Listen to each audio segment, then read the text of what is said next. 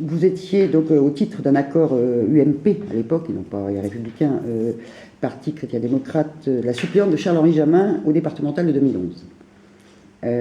Avec son éviction de la liste, est-ce que selon vous, il ne manque pas une famille politique de représenter sur cette liste la droite et du centre, comme d'ailleurs le déplore Charles-Henri Jamin, et est-ce que ça ne bouleverse pas un petit peu le paysage politique local ? Non, justement, comme je viens de le préciser, pour moi, il y a une union élargie de la droite et du centre. Donc, à l'intérieur de cette union, il y a forcément des gens qui pensent, qui ont des sensibilités plus ou moins différentes, mais moi, c'est quelque chose que je n'ai jamais affiché personnellement.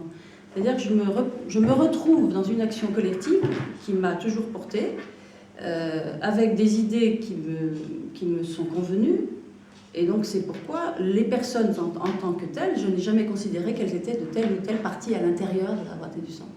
Donc pour moi, c'est un faux débat, et je trouve qu'afficher ce genre de clivage est complètement stérile pour l'action que nous voulons mener ensemble.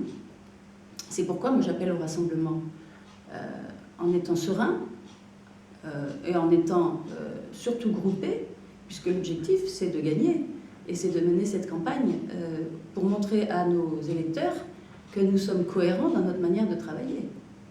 Donc je n'adhère pas à ces disparités de présentation. Après, encore une fois, j'entends bien, je l'entends, et mon souci n'est juste que de dire que quelle que soit la personne qui a été choisie pour aller sur cette liste, elle représentera le Saulnois, elle sera efficace. Cela étant, c'est quand même, il y a quand même une composition de liste qui repose sur des accords entre les différentes familles. Donc, il n'y a pas la famille des chrétiens-démocrates. Alors, je pense que ce sont des accords au niveau de la région. À partir de là, nous sommes 22 effectivement sur le département, mais il y en a 93 sur toute la région. Donc, moi, je ne rentre pas dans ces divergences de points de vue qui font qu'on aurait privilégié un tel et un tel parce qu'il était plus ou moins de tel ou tel état d'esprit, si vous voulez. Encore une fois, je considère que l'objectif est l'efficacité et donc, pour moi, il n'y a pas de problème.